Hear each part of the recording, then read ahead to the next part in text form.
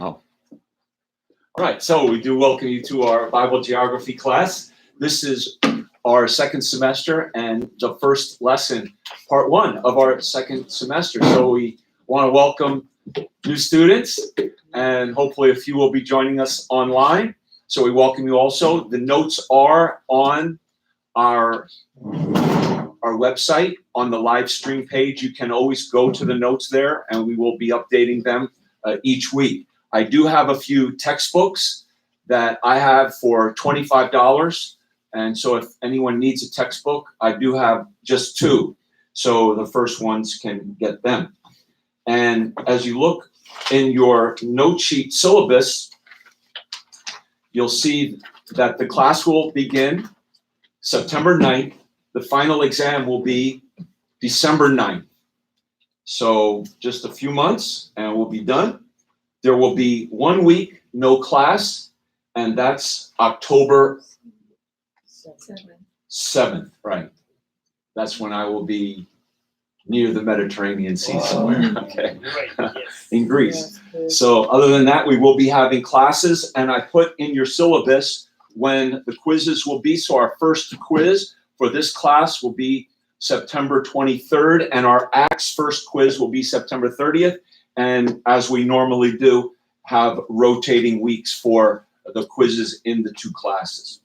So in this class, we're going to start in chapter 9, and it's a wild card as to how far we'll get. I really have no idea because I haven't taught this before, and we're just going to go with the flow, and we'll get as far as we can in this book. And I believe it will be of real interest. We will get down into the weeds a little bit on some of the details. You know, the Bible has like so much detail on Bible geography that sometimes we don't even see, but it is there. And I'll try not to get, hopefully it will be interesting. Hopefully it will be interesting. Okay, so we're going to start in chapter 9. Are we okay? Oh, is that all right? Does anybody have any questions? Want to just get right down to it? Let's do it. Get down. Okay, so open up your book, your Holman's Bible Atlas. Does everyone have a Bible Atlas book? If not, I do have a couple up here. Please take advantage of this, and you can, so that everybody has a book. You'll definitely need that as we go through the class, and you will need to bring this heavy book to the class. I'm sorry about that. I know it's quite bulky to carry around. So we'll be in chapter 9 here, and you can also open up your Bible to 2 Samuel, and chapter 2 will probably be about where we will begin there also. So our notes will parallel the book, and a lot of the blanks will come straight out of the book. For example, the very first line of chapter 9 says what on page 102? About when? 1000 BC. So that first blank right there, the death of Saul about 1000 BC.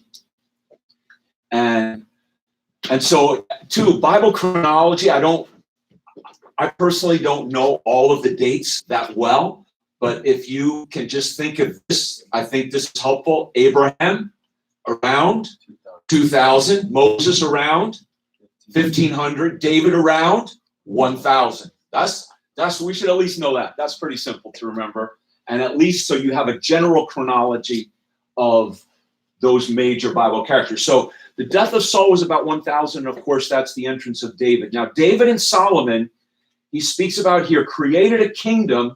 In that second paragraph, you see, whose influence spanned from where? The Sinai Desert to the Euphrates River.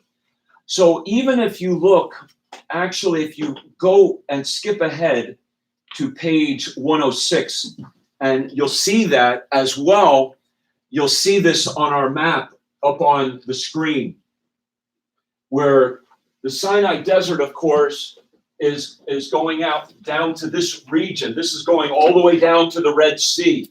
And then this is going all the way up to the Euphrates River. And that's what David and Solomon brought about. They brought about a united kingdom.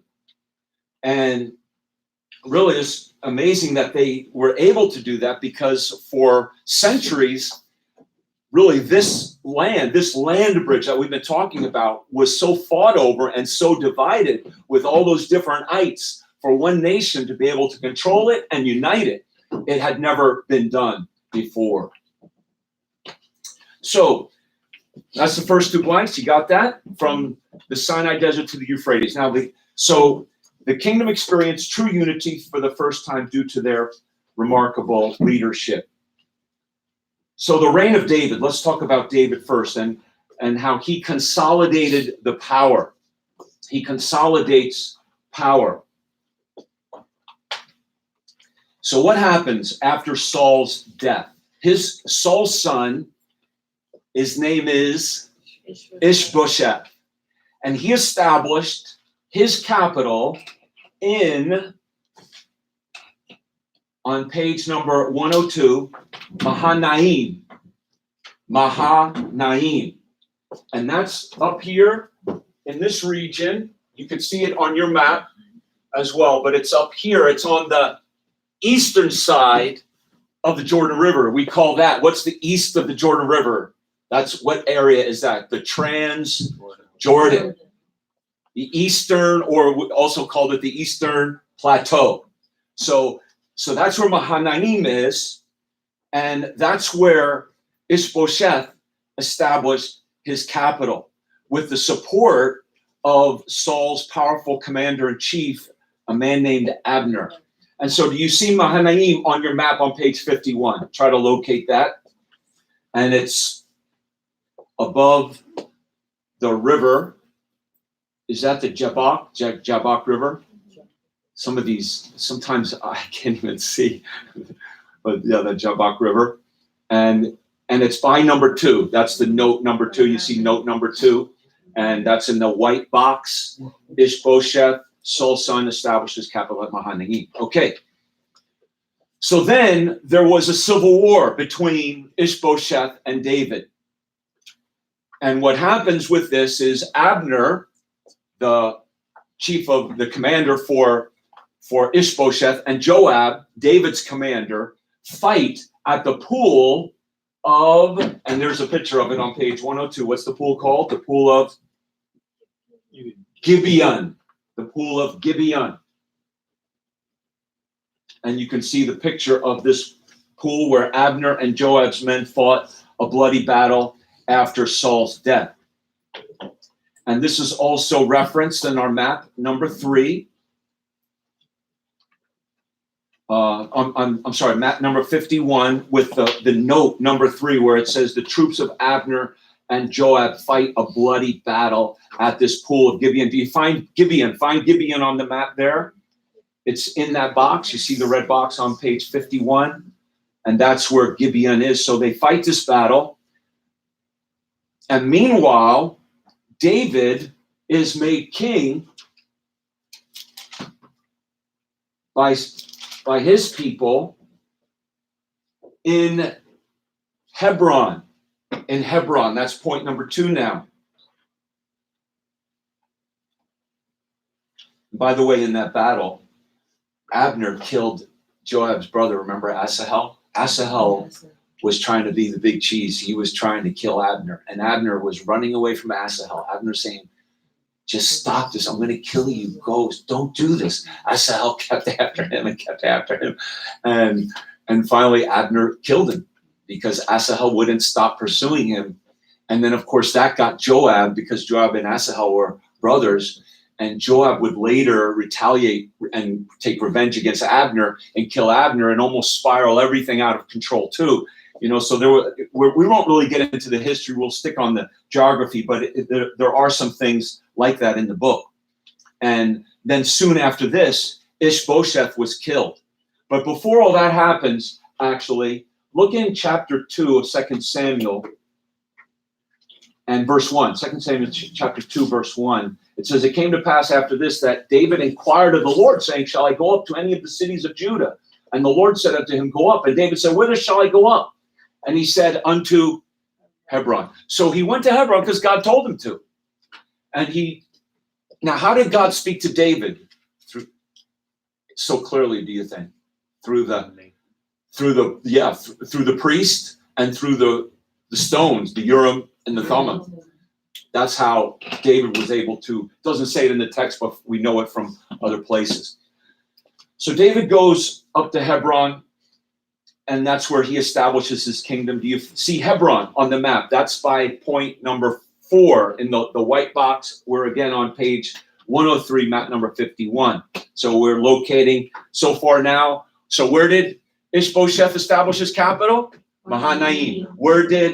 Was there a civil war between David's men and Ishbosheth's men at the pool of Gibeon? And then David establishes his kingdom, his capital first in Hebron, and he's made king. But then when Ishbosheth dies, then David moves to unite the kingdom, and he becomes the king over all Israel. What is one of his first moves after that? To capture the stronghold. Yeah. To make what the capital city? Jerusalem. So that's one of his first moves. He captures the Jebusite stronghold of Jerusalem, and he makes it his capital city. So that, of course, to this day is the capital of Israel. Now, in our map on page 51, what is Jerusalem called?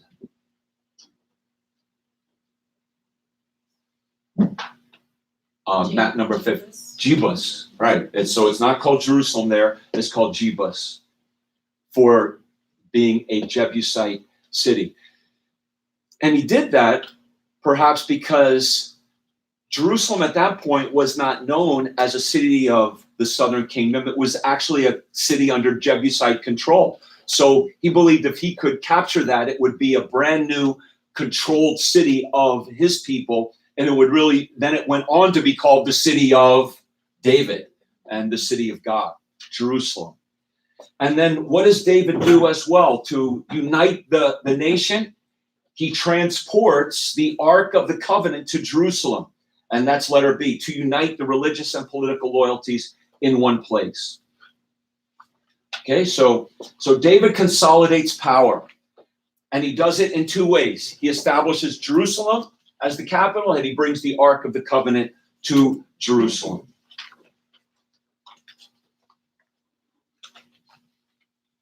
Okay, and then we move on to the wars of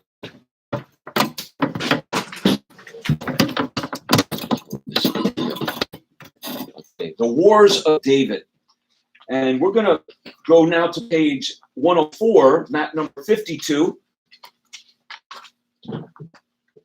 And David is going to fight a series, and it says here a series of both, and this is very interesting, defensive and offensive wars with the surrounding peoples. And there's a spiritual lesson in that somehow. Sometimes you have to get ahead of the conflict and see where the future battle is going to come and try to deal with it before it comes against you. So that's an offensive war. And in the spiritual realm, sometimes we have to have the wisdom to see ahead and see where we need to take the offense. And then sometimes we didn't foresee where the enemy is going to attack, and we just have to fight against the enemy as they're already coming full rage at us. And so we have to fight in that sense defensively. But so David is going to have a series of wars offensively and defensively. The first war is against who? The nemesis, the Philistines. Now let me just say this, that the Bible Philistines are not the modern day Palestinians. It's two different people groups. So as we read the Bible, do not think because this area is called Philistia down here, that it's the same people group that now inhabits that Gaza Strip known as the Palestinians. I won't get into all of that necessarily. I just wanted to make that point biblically, that it's two different people groups. But these are the Philistines down here, and we see them in the yellow. You see them in the yellow? and what is that area called geographically where Philistia is? We call that the coastal plain, the coastal plain. Yeah, the coastal plain. We often call it the Gaza Strip, but yes. So David fights against the Philistines in this battle in the valley of Rephaim. And that's the blank there, number 1. And the battle is in 2 Samuel chapter 5. And David needed a breakthrough. He needed God to break through and defeat these Philistines. And through prayer and the power of God, David is able to defeat the Philistines. And this story is it's a beautiful story in a sense where David had to listen in verse 24 when verse 23, 2 Samuel chapter 5, verse 23, it says, and when David inquired of the Lord, he said, thou shalt not go up, but fetch a compass behind thee, come upon them against the mulberry trees. In other words, don't attack them directly, go behind them and do an attack from behind, sneak up from behind them. And he says, and God is speaking here, verse 24, he says, and let it be when thou hearest the sound of a going in the tops of the mulberry trees, that then thou shalt be stirred, move yourself. When you hear the move of the leaves in the tree, that's the sign. So who controls the wind? Who's controlling the wind and the weather? God is controlling the wind. And so he says to David, when you hear the sound of the mulberry trees moving, then move. The Lord will go out before thee. And so David defeated the Philistines there in the valley of Rephaim.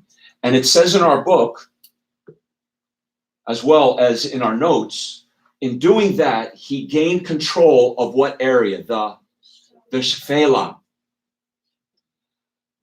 And that was an important region because it was the lowlands, and a lot of the cities of the Shephelah, in a sense, were protectorate cities for what? For Jerusalem. They will be the protectorate cities for the capital of Jerusalem. So then, after this, David fights other battles, and number 2 is in the Transjordan. Now, this is 2 Samuel chapter 8 and verse number 1. So who can, Eunice, could you read 2 Samuel chapter 8, verse 1, please, and Micah verse 2.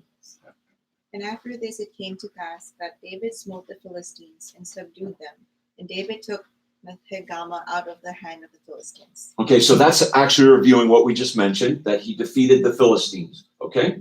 And he smote Moab and measured them with a line, casting them down to the ground. And even with 2 lines measured, he put to death, and with 1 full line he kept alive. And so the Moabites became David's servants and brought gifts. Okay, so when it says the Moabites brought him gifts, what does that mean? They gave him what? So in a sense, they were paying David tax money in order that David wouldn't attack them. And remember, and we're going to also see that the trade routes ran through Moab. So in bringing David gifts, where would they get those gifts from? They would get it from the traders moving through Moab, and David's saying, you're going to give me some of those riches that are passing through Moab in order so that I won't come against you. And David, in a sense, is exercising control over Moab by doing that. Okay, so that's on page 52. Do you see Moab? And you see point 2, the white box there? David defeats the Moabites. And there's the verse we just read, 2 Samuel chapter 8 and verse number 2. Now, we're going to skip over some of these verses. We're going to go back to them definitely. But look at verse 14, because what region is below Moab? And by the way, who are the descendants of Moab? Who was the father ultimately? Who birthed Moab? Lot. That would be Lot, right? So, of course, cousin or nephew, I should say nephew of Abraham. And then below Moab are the Edomites, and they're the descendants of Esau, the brother of Jacob, the son of of Isaac and Rebekah. So here are the Edomites. So these are in a sense relatives, but they have become somewhat antagonists toward Israel. So here's the Edomites below Moab. And if we read down in verse number 14, Edgar, could you read that, please? 2 Samuel chapter 8 and verse number 14. And he put garrisons in Edom. Throughout all Edom put he garrisons, and all they of Edom became David's servants. And the Lord preserved David whithersoever he went. Okay, and in fact, and I perhaps should have had you read as well verse 13, but it says, David got him a name when he returned from smiting the Syrians in the Valley of Salt, being 18,000 men. So that also goes along with that, because you see the Valley of Salt, which is right below the Dead Sea in that same area. So he defeats the Edomites in this area, the Valley of Salt, as well as the Edomites. So, and here it doesn't say that he put them to tribute or that they gave him gifts. There wasn't a monetary relationship. What does David do in Edom? What does he put in there? What does it say he puts in there? Using garrisons. What's a garrison? It's like a military installation, a military base. He puts a base in there, setting up his strength of control as well.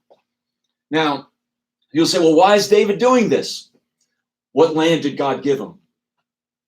Did God give him this land according to the promise that he had made to Abraham? Yes, God gave him this land. David was taking what God had given them, and he was seeking to control it because he's taking God at his word. So there he puts garrisons in Edom. He's getting tribute, if you will, or gifts from Moab, is what it says there. Now, in looking at your notes, or looking at your book, and if you notice point 5 at the bottom, who can read that little, you see that number 5 at the bottom of that map on page 104? Bailey, could you read that? Sure. David's triumph in the Valley of Salt forces Edomite king to seek safety in Egypt. That's interesting. That's an interesting little detail that I hadn't caught before. And then if you look at little footnote 4 in that same map, and Ellie, can you read that, what it says? Which one? Number 4. David defeats Edomite. Okay, and then it has the 2 references. We just read those references, right? 2 Samuel 8, 13, 14. And what's the next reference? 1 Kings 11, 4 to 18. And if you notice this in your book also on the right across the page from there in that first column at the bottom where it says David and the Transjordan, and it says the Bible briefly mentions campaigns in Moab and Edom. We just read those verses, and he references 1 Kings 11, 14 through 17. And if you go there quickly, it's interesting that this is referenced not when it happens, but later on in the reign of Solomon, saying that there was a young prince of the Edomites who fled Edom during this battle that David had, and he grew up in Egypt. And then when Solomon was disobedient, God stirred him up to be an enemy against Solomon. Isn't that something? That when we're not obedient to God, there are enemies and trials that God has prepared that wouldn't happen to us if we had been obedient. That's the lesson I get from that. But and I know that has happened in my life. But it's in 1 Kings chapter 11 and verse 14. And Edgar, could you read? Or no, read verse 14. And Anna, could you please read verse 15? And the Lord stirred up an adversary unto Solomon, Hadad the Edomite. He was of the king's seed in Edom. For it came to pass when David was in Edom, and Joab the captain of the host was gone up to bury the slain, after he had smitten every male in Edom. Okay, and then it goes on. 6 months, Joab was there. They destroyed all the males of Edom. And so it's giving those details of this battle of Edom. that Hadad fled. He and certain Edomites of his father's servants. So he was a prince. He was a son of the king. And he went into Egypt. He was a child. And then he grew up there in Egypt and he found favor. And it goes on and tells a story. And then he comes back to be a thorn in the side of Solomon in his disobedience. Okay, so that's a little bit about the region of Moab and Edom and the Philistines. So again, this is David's wars. And what we're going to see here is there's wars on every direction from David. In the west are the Philistines, in the east are the Moabites and the Edomites, and David is defeating these enemies. And then in the next section now, David and the Arameans. And this is at the bottom of that first column on page 105 and going up there. And so here's basically what is happening. We see, first of all, in 2 Samuel, if we go back now to chapter 8, we're still in chapter 8, but look at verse 3. And what does it say here in chapter 8, verse 3? I'll read it. It says, "And David smote also Hadadezer, the son of Rehob, king of Zobah, as he went to recover his border at the river Euphrates." So what does that mean? So David went and smote this king, who was the king of where? Zobah. Now find Zobah on your map.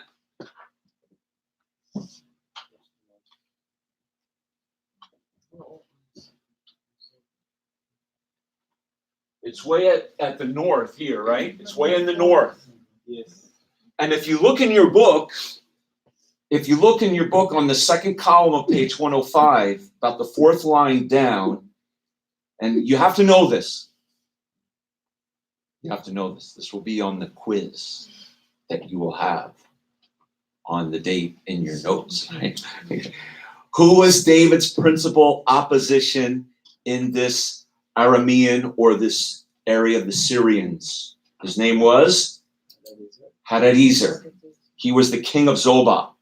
It says he was his principal. And so we see David actually have a number of wars against Hadadezer from his stronghold of Zobah. And David, even in defeating him, was honored or given thanks by those who were afflicting him. So when it says here in chapter 8 and verse 3 that he went to recover his border at the river Euphrates, Hadadezer was trying to control this region in the north, from Zobah down to Damascus. And do you see the Euphrates River here? No, you don't see it there. You know why? Because it's above him. And so if you even go to the next map, go to page 106. And do you see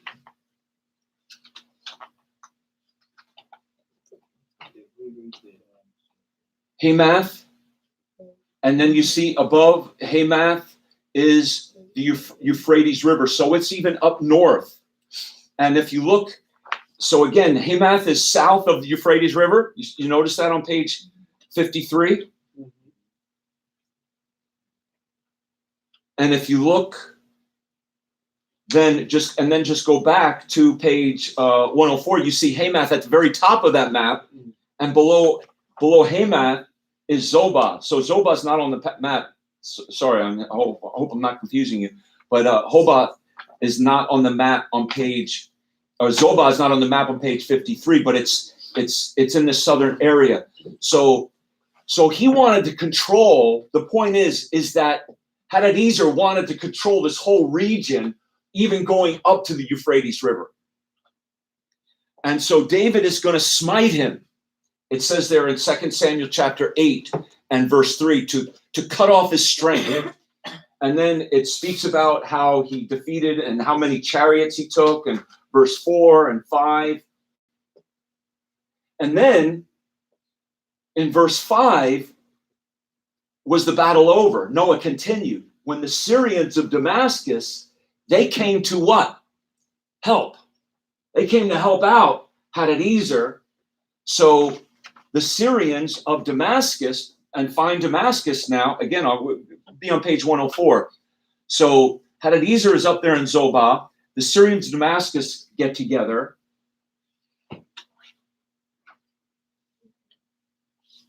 And David then attacked them again. And he slew of the Syrians. So then what does David do in verse 6? He does what he did down there in Edom. He put garrisons. He put military outposts and installations. And they became his servants. And they brought, so he got garrisons and gifts. So there was a financial remuneration. And again, and if you go to page 53, remember when it says gifts, remember the trade routes on map number 53, page 106. What was the trade route that ran along the coastal plain? That was called the International Coastal Highway. And notice where the International Coastal Highway runs. Does it run through Hamath and Zobah and that region where Hadadezer? And does it run alongside the Euphrates River? It runs right alongside that. So you see, there's this battle for the control of the movement of supplies and the trade routes. And then the other trade route began down at the Red Sea. If you notice that on page 106 as well. And what was the city down there? Ezion-Geber. And we'll see that when we study Solomon.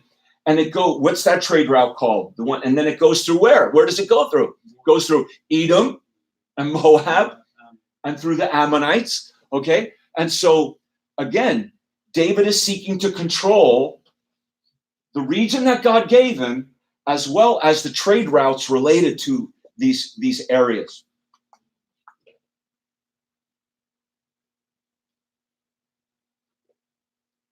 Okay, so for example, if you look in 1 Chronicles chapter 18, 1 Chronicles chapter 18, and each of these regions would also have different resources that made that region valuable. Like there was a lot of timber and cedar trees up there in Lebanon, and that was famous for that. But in 1 Chronicles chapter 18 and verse 8, this is the parallel passage to this. 1 Chronicles 18 is the parallel passage to 2 Samuel chapter 8.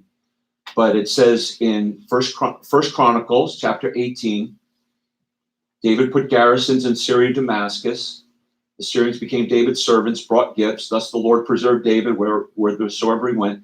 And David took the shields of gold that were on the servants of Hadadezer and brought them to Jerusalem. And likewise from Tibhath and Chun, cities of Hadadezer.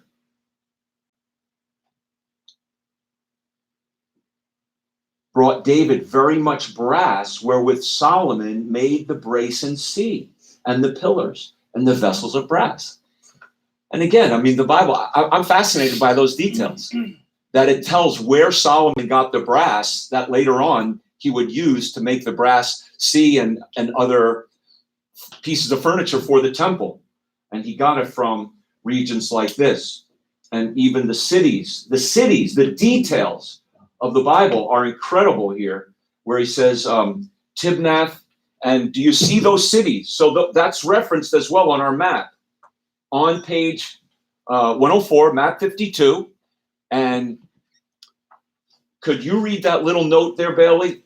Number 4, note number 4. We just read, and you might want to put 1 Chronicles 18 verse 8 beside note number 4. But if you could read that, please. David took quantities of brass from Tibhath and verified to make the bronze sea in Solomon's. Okay, so I'm kind of like I saw that note, just to let you know. I saw that note, and I'm like, where does it say that in the Bible? So I had to look at the book and study that and find it.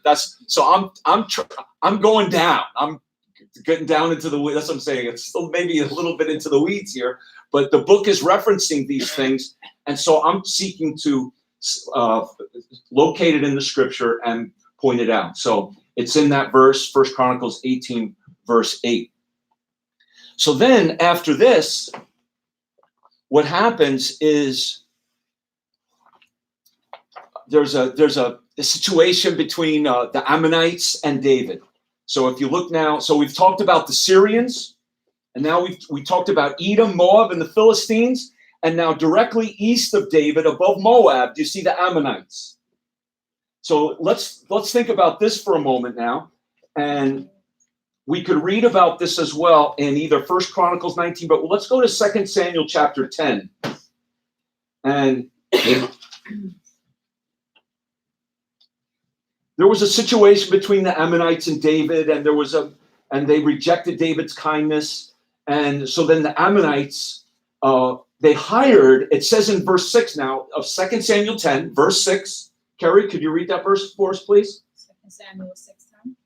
2 Samuel chapter 10, verse 6.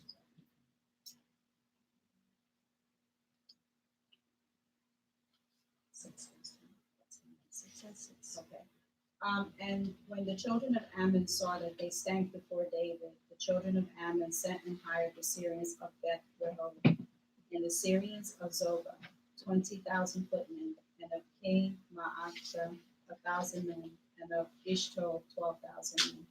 Okay, now when it says the Syrians of Zobah, who's the king of the Syrians of Zobah? Hadarezer. The spelling is different, but it's Zobah. It's the same. So look at your map. Here's what's happening. The Ammonites, who are more centrally located on the eastern plateau, are hiring the Syrians to come down and help them fight David. So Joab goes to battle against this coalition. And it says in 2 Samuel chapter 10, Joab saw, or verse 9, 2 Samuel chapter 10, verse 9, Joab saw that the front of the battle was against him, before and behind. And then in verse 11, he says to Abishai, his brother, who's helping in this battle, he said, if the Syrians be too strong for me, then you shall help me. But if the children of Ammon be too strong for thee, then I will come to help thee. So what's going on here? They're crossing, and if you look again at your map, you see the green line there? In the middle, where from Bethshan into the purple region, right in the middle of that map. So basically you have the Syrians coming down and the Ammonites, they're on both sides. You have the Syrians from the north attacking, you have the Ammonites from the south, and you have Joab and Abishai in the middle, and they're fighting them off. And they say, be of good courage, play the man for the cities of our God, for the cities of the Lord. The Lord will do what seems good. And so they defeated them. So this was really the second battle between Zobah, who was helping the Ammonites, and David. But Hadarezer still not done. And that's why I say you have to know, I didn't realize Hadarezer was such a stubborn enemy. So David smote him, but then he teams up with the Ammonites to try to get David. David defeats him again, but he's not done. In 2 Samuel chapter 10, after this,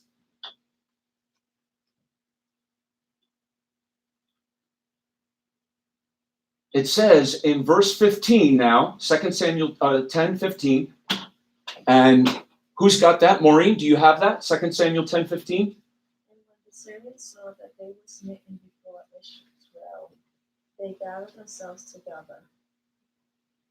Okay. And had the Hadarezer sent and brought out the Syrians that were beyond the river. And they came to Haran, and Shobab, the captain of the host of Hadarezer, went before them. Okay. So now look at the detail here. The Syrians gathered themselves together. And again, the king is Hadarezer. And what does he do? He gets Syrians from where? From beyond. What is that? What river? That's the Euphrates. So again, look at your map. From beyond the river. So, and Hadadezer is down in the Hamath area, and even below that. So they're getting Syrians from a wide swath of land to come and fight. So they're getting Syrians from way beyond and all around. And then it says where they came to the battle. They came to where? To, have you ever heard of Hilam before? You ever heard of that? That's what I'm saying. I'd never really even noticed it either. It says they came to Hilam, but it says it right there. And now find Hilam on your map. Do you see it? Do you see on, it's by point number 6 in the white box on page 52. And do you see what it says in that little box? Ruth, can you read that little white box? Number 6 on map 52. It resembles large army and army. Okay, he assembled an even larger army. That's right. And what does number 7 say? David pursues Hadadezer a second time and inflicts serious defeat at Hilam. Okay, actually it's a third time, but so do you see where Hilam is? It's right in between those two boxes, right where those arrows are converging. You see that? And so that's this battle right there. And so they come to Hilam and they set themselves, they fight. And verse 18, the Syrians what? They fled. And David slew, and it says how many thousands here, and the chariots and the horsemen.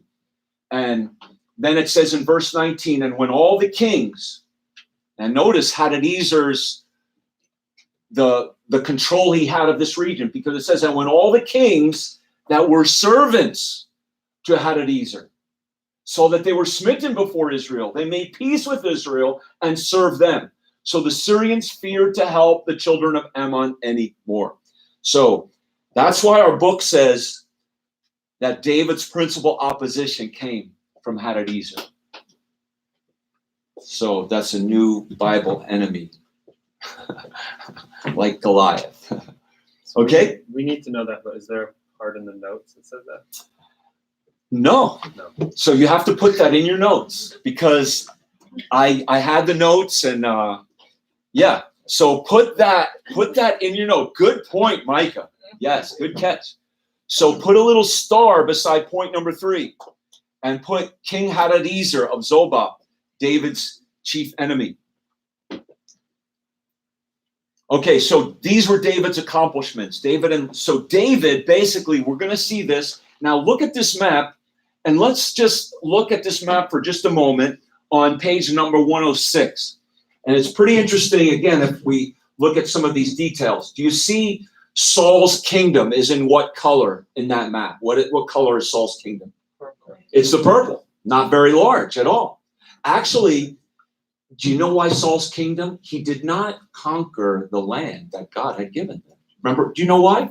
He was chasing David. Exactly. He was so busy fighting his personal petty squabbles, he wasn't busy doing the job that he should have been doing as a king. And you know what? We can live our Christian lives that way and then not be victorious. So now, do you see the territory conquered by David?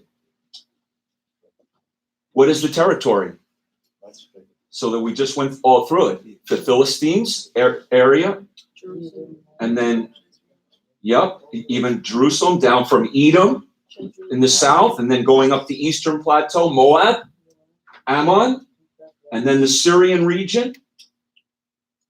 And then Solomon basically will have that whole area of influence, not necessarily full control, but he'll have influence over that area. So David conquers this whole area, and notice the trade routes that run through all that area. So this is what Solomon is basically going to inherit, and this is why Solomon's kingdom was Israel at its height.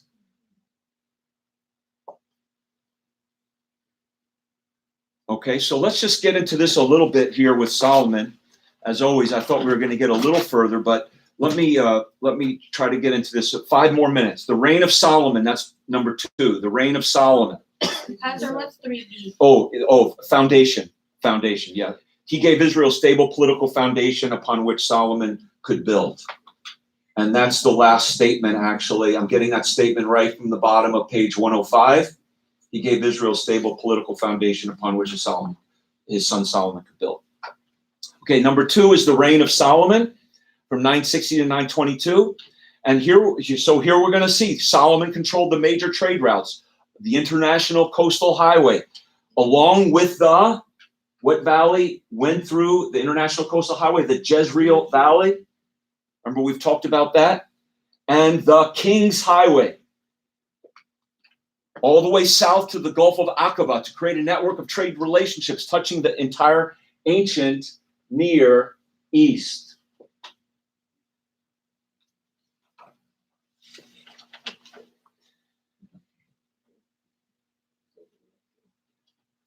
So most of us were here in the first semester, but not everyone. So when I mentioned the International Coastal Highway, that's the highway that goes along the Mediterranean Sea. And then the King's Highway is the one that starts down here at this, it says the Gulf of Aqaba, which is also the Red Sea, and goes up on the eastern plateau. And then they kind of meet together. So these were the 2 major trade routes. And we're going to see why, as well, Ezion Geber was such an important start of that trade route. And Solomon is going to have control of this area as well. So Solomon's economic policy. Solomon had a strong tie with the Phoenician king. His name was Tyre of Tyre. His name was Hiram, and he's going to provide Solomon, of course, with a lot of the timber and the cedar trees to build the temple. David had already established a strong relationship with him, and Solomon continues that. And then not only that, but Hiram is going to provide skilled craftsmen and experienced, last blank at the bottom of page, whatever page that is, 4 sailors necessary to maintain and operate a fleet with Solomon's servants. So here it is. Go to 1 Kings chapter 9. 1 Kings chapter 9. And verses 26 to 28. 1 Kings chapter 9, 26 through 28. And Mondello, can you please read verse 26, and then Joni, 27 and 28? Chapter 9. Right? Chapter 9, 26, verse 26. Okay.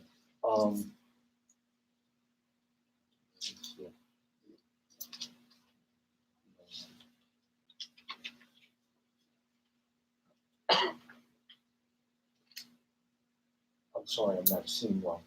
Okay, all right. Do you have it, Joni? 1 Kings chapter 9, verse 26. Just 26 or 26 and 28? You read 26 and 27. And I'll do 28. How's that? And King Solomon made a navy of ships in Ezion Geber, which is beside Elah on the shore of the Red Sea in the land of Edom. And Hiram sent in the navy his servants, shipmen that had knowledge of the sea with the servants of Solomon. Okay, so again, notice the details there. That he mentions a navy of ships, and I found some of these pictures that made perhaps their navy and their ships look something like this. They were expert navigators of the sea, especially Hiram in the Phoenician area and empire, because notice where Phoenicia is. Where is Phoenicia? It's right along the Mediterranean Sea north of Israel, and their coastline was much more adaptable to the Mediterranean, where Israel's coastline is I'm not been there, but they say it's just not as adaptable, and it's rougher. So the Phoenicians were expert boatsmen, so they helped Solomon. So in other words, in life you have to know where you're weak, where you need help, where other people can help you in areas where you're weak. So Phoenicia was there to supply wisdom and assistance to Solomon, and he accepted that. And so it says that they made a navy of ships in Ezion Geber, which is beside Eloth. So we see Ezion Geber here, and it says in the land of Edom. So again, notice the specifics and the accuracy of the Bible. And then it says, and they came to Ophir and fetched from thence gold, 420 talents, and brought it to King Solomon. So they brought gold to him.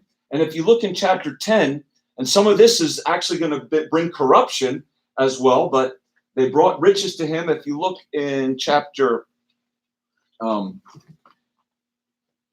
and verse 11, it says in 1 Kings, we're also in 1 Kings chapter 10, verse 11, and the navy also of Hiram that brought gold from Ophir, brought from Ophir great plenty of almug trees and precious stones. And verse 12, and the king made of the almug trees pillars for the house of the Lord, and for the king's house, and harps, and the psalteries for singers. And there came in so much almug trees. So they used these again for the building of the temple as well as for the making of instruments. And then, of course, the Queen of Sheba, it referenced her in the next verse, but we'll skip over that. Look down to verse 22. I thought this was very interesting. It says there in 1 Kings 10:22, for the king had at sea a navy of Tarshish with the navy of Hiram. Once in 3 years came the navy of Tarshish. So it went out for 3 years and would come back. And what would it have? Gold, silver. Apes. I like the apes. They would bring back apes and peacocks, as well as the gold and silver and ivory and all this stuff, So it's really amazing. So look at this map on page number 54. And so it kind of shows you, how they say in our day, the world is getting smaller, and it is with communication. Well, Solomon, with the shipbuilding and the movements, the world is getting smaller for him because he's bringing the world into Israel. He's going all the way down into the Red Sea. And what are they doing when they're going down into the Red Sea? They're going into Africa, and they're bringing back gold, and they're bringing back apes, and they're bringing back peacocks, and they're going to Tarshish, which is over here in Spain, across the Mediterranean. And every 3 years, they would bring back a lot of the things that these ships would carry with them. So, and this was the kingdom of Solomon, so that when the Queen of Sheba came, she says, wow, this is amazing. This is even more amazing than what I have heard.